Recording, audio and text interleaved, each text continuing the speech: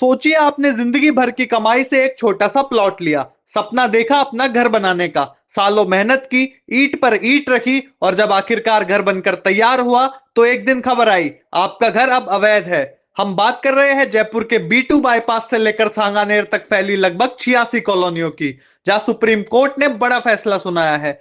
इन कॉलोनियों को गैर कानूनी करार देते हुए राज्य सरकार द्वारा किए गए नियमितीकरण के आदेश को नामंजूर कर दिया गया है। कोर्ट ने कहा कि राजस्थान हाउसिंग बोर्ड की अधिकृत जमीन पर कॉलोनियां बसाना एक एब्सोल्यूट रैंक स्कैम है। यानी ये मामला सिर्फ अवैध कब्जे का नहीं बल्कि भ्रष्टाचार और मिलीभगत का भी है। अब जरा समझिए मामला क्या है। ये पूरी जमीनें असल में राजस्थान हाउसिंग बोर्ड ने वर्षों पहले किसानों से अधिग्रहित की थी, लेकिन अधिग्रहण के बाद कई जगहों पर निजी डेवलपर्स और दलालों ने यह कॉलोनियां काट दी।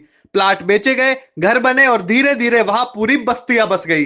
सरकार ने मार्च 2025 में इन कॉलोनियों को रेगुलराइज करने की कोशिश की थी, लेकिन अगस्त में राजस्थान हाई कोर्ट ने उस आदेश पर रोक लगा दी और अब सुप्रीम कोर्ट ने भी राज्य सरकार को राहत देने से साफ इनकार कर दिया है। अदालत का कहना है कि हाउसिंग बोर्ड की जमीन पर अवैध कॉलोनियां बसाना कानून के खिलाफ है और इसमें शामिल अधिकारियों पर भी कार्रवाई होनी चाहिए। अब बात करते हैं उन लोगों की जिनकी जिंदगी इस फैसले से हिल गई है। करीब 10,000 प्लॉट और हजारों परिवार यहाँ रहते हैं। कई लोग दो दो दशक से अपने घरों में बसे हैं। कोई बुजुर्ग कहता है हमने टैक्स भी दिया, लाइट पानी के बिल भी आते हैं, तो अब अवैध कैसे हो गए। तो कोई माँ कहती है हमने तो सब कानूनी कागज लिए थे, अब कहा जा रहा है कि घर तोड़ा जाएगा। इसी संदर्भ में हमने बात की वहां के निवासी से, आइए सुनते हैं उन्होंने क्या कहा। सर, मैं राजस्थान जयपुर का रहने वाला हूँ और जयपुर में सांगानेर क्षेत्र में हम रहते हैं। और यहाँ पे पिछले कई दिनों से काफ़ी डर का माहौल है, जिसके पीछे की वजह है हाउसिंग बोर्ड ने यहाँ की B2 बाईपास से लेके सांगानेर क्षेत्र तक की जो कॉलोनियाँ है, कई कॉलोनियाँ, सारी तो नहीं कहेंगे पर कई कॉलोनियाँ है, लगभग वो अवैध घोषित कर दी गई है। 10,000 से भी ज़्यादा यहाँ पे लोग रहते हैं। 10,000 तो शायद मैंने बहुत कम बोला है, इससे काफ़ी ज़्यादा यहाँ पे लोग रहते हैं।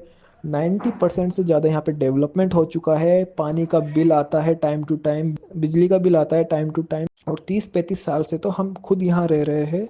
और अब जाके सरकार को, हाउसिंग बोर्ड को ये याद आया है कि ये ज़मीन जो है हमारी है। तो हमने तो पैसे दे के यहाँ की ज़मीनें खरीदी थी। टाइम टू टाइम यहाँ पे बिजली का बिल हम भर रहे हैं, पानी का बिल हम भर रहे हैं, वोट हम दे रहे हैं यहाँ तक कि उसके बाद कुछ दिनों पहले अचानक ये खबर आती है कि भाई यहाँ तो जो कॉलोनियाँ है वो अवैध है, वो हाउसिंग बोर्ड की है।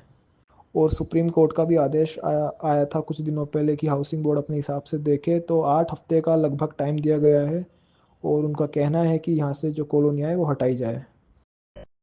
तो हमारी सरकार से यही गुजारिश है कि जल्द से जल्द इसका जो है समाधान करे, घरों को ना तोड़ा जाए, क्योंकि बचपन से लेके हम यहाँ पे रहते आए हैं। और आप अचानक कहेंगे कि घर टूटेंगे या फिर आपको यहाँ से खाली करना पड़ेगा, तो सर यहाँ पे कहाँ जाएंगे हम, क्योंकि दो चार घर तो यहाँ पे है नहीं, 90% से ज़्यादा लोग यहाँ रह रहे हैं, हजारों लोग यहाँ रहते हैं।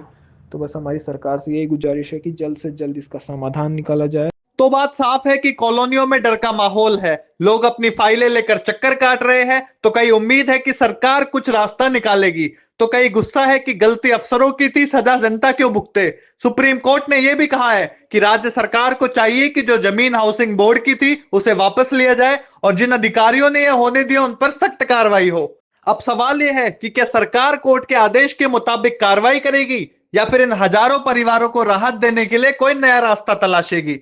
जयपुर के इन इलाकों में अब हर घर की दीवारों पर सिर्फ ईंटें नहीं बल्कि डर, उम्मीद और इंतजार की परतें चिपकी है। सालों पहले जिन्होंने घर बनाया था, आज वही लोग अपने ही घरों की कानूनी पहचान ढूंढ रहे हैं। तो यही सवाल आज पूरे जयपुर में गूंज रहा है, क्या कानून जीतेगा या घरों के सपने।